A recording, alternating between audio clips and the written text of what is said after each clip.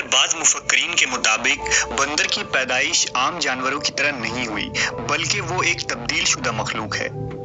उनके मुताबिक आज से हजारों साल कबल हजरत दाऊद अलैहिस्सलाम की कौम बनी इसराइल ने जब अल्लाह की नाफरमानी की तो बतौर सजा उन्हें बंदर और सूअर बना दिया गया था।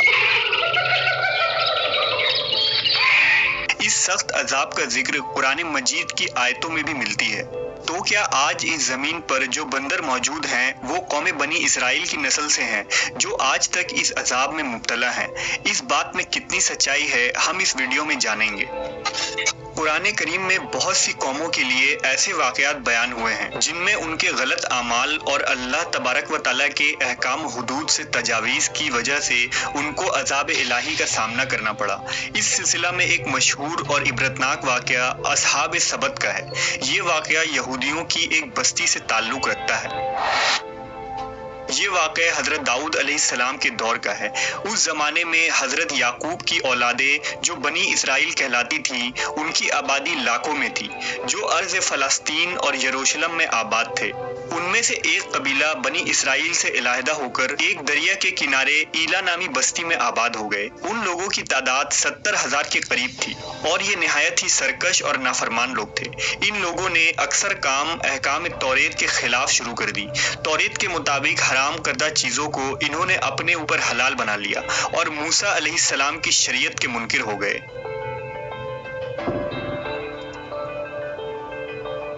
ये कौम जिस दरिया के किनारे आबाद थे, इसमें कसरत से मछलियां मौजूद थी, लिहाजा ये लोग इस दरिया से मछलियां पकड़ते और उन्हें बतौर गज़ा इस्तेमाल करते थे। नेज़ इन मछलियों की खरीदो फरोख्त भी किया करते थे। लिहाजा अल्लाह ने उन्हें एक आजमाइश में डाला। हजरत दाऊद अलैहिस्सलाम की इस कौम को ये हुक्म मिला कि वो हफ्ता यानी सनीचर के दिन मछली का शिकार न किया करें और न दुनिया की कोई खरीदो फरोख्त करें। इस दिन उनके लिए मछलियां पकड़ना हराम करार दिया गया। अलबत्ता सनीचर के अलावा दूसरे दिनों में मछलियां पकड़ने की उन्हें इजाजत थी। लिहाजा हजरत दाऊद अलैहिस्सलाम के हुक्म से इस कौम ने इतवार से जुमा तक मछलियां पकड़ना शुरू कर दी, मगर हफ्ते को मछलियां दरिया में ज्यादा होती और बाकी के 6 दिन कम होती। हफ्ते के दिन जब भी दाऊद अलैहिस्सलाम की कौम दरिया के पास आती तो इतनी ज्यादा मछलियां देखकर उनका दिल बेईमान हो जाता। शैतान ने उनके इस लालच का फायदा उठाकर उनको उकसाना शुरू कर दिया और उन्होंने सोच लिया कि सनीचर को वो दरिया में जाल लगा दिया करेंगे और इतवार को पकड़ लिया करेंगे। इस तरह कुछ लोगों ने जाल लगा लिए और कुछ लोगों ने छोटे छोटे हौज घर तक बना लिए और इस हौज का दरिया तक रास्ता बना दिया। हफ्ते के दिन जब मछलियां इन हौज और जाल में आ जाती तो वो उसे पकाकर खा लेते। इसी बस्ती में अल्लाह के कुछ नेक बंदे भी मौजूद थे जो कहने लगे, ऐ लोगो, अल्लाह ने हफ्ते के दिन शिकार करने से मना किया है। ये जो तुम जाल फेंकते हो या छोटे छोटे तालाब बनाते हो, इनमें हफ्ते के दिन अगर मछली फंसती है तो ये शिकार हफ्ते के दिन का होगा। अल्लाह के अजाब से डरो, अल्लाह की नाफरमानी ना करो। वो लोग इन लोगों का मजाक उड़ाने लगे कि हमारी जो मर्जी होगी हम वो करेंगे। तो यूं अल्लाह के उन नेक बंदों ने बस्ती के बीच में एक दीवार को खड़ा कर दिया और ये हुक्म नाफिज किया कि अल्लाह की नाफरमानी करने वाले इस तरफ हो जाएं और हम जो अल्लाह के फरमाबरदार हैं इस तरफ रहेंगे।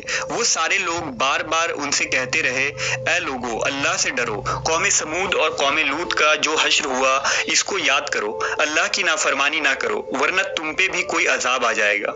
वो सारे नाफरमान जिनकी तादाद 12,000 के आसपास थी, सब हंसते रहे और कहने लगे, ये तो सब किताबी बातें हैं, हम पे कोई अजाब नहीं आएगा। बस जैसे ही वो ग्रोह 2 हिस्सों में तकसीम हो गया, एक वो जो अल्लाह के फरमाबरदार थे और दूसरे वो जो अल्लाह के नाफरमान बंदे दीवार के उस तरफ थे। वो नाफरमान पूरी रात हंसते रहे, मजाक उड़ाते रहे और अल्लाह के खास बंदे दीवार के उस तरफ अल्लाह से माफी मांगते रहे।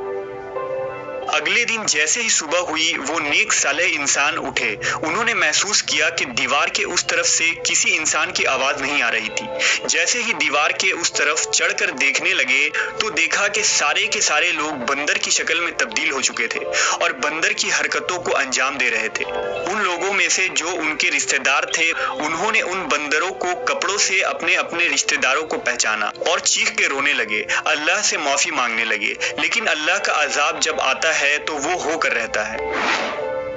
وہ 12,000 لوگ جو بندر بن چکے تھے کچھ بھی کھا پی نہیں پا رہے تھے، اور یوں 3 دن بعد وہ سب اس عذاب میں آ کر ہلاک ہو گئے۔ اللہ کا عذاب بہت ہی سخت ہوتا ہے، اور نافرمان اور سرکش لوگوں کے لیے جب عذاب الہی کا فیصلہ ہو جائے تو اللہ کے حکم سے پوری قوم اس طرح ہلاک ہو جاتی ہے کہ وہ آنے والے لوگوں کے لیے ایک عبرت بن جاتی ہے۔